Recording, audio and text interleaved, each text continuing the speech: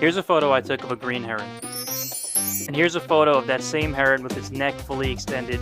Crazy comparison.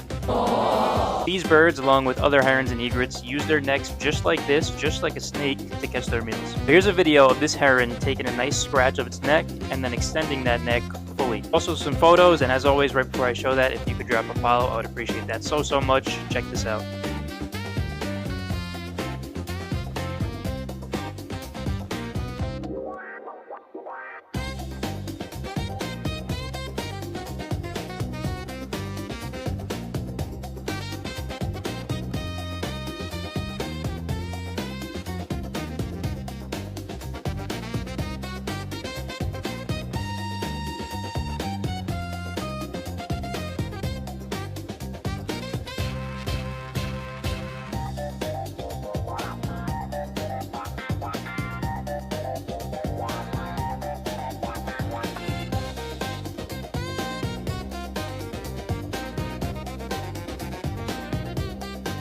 So for my Pokédex entry of the green heron, I did make it a water and a grass type because, of course, they live around the water, and they do like to hang out in trees and in dense vegetation.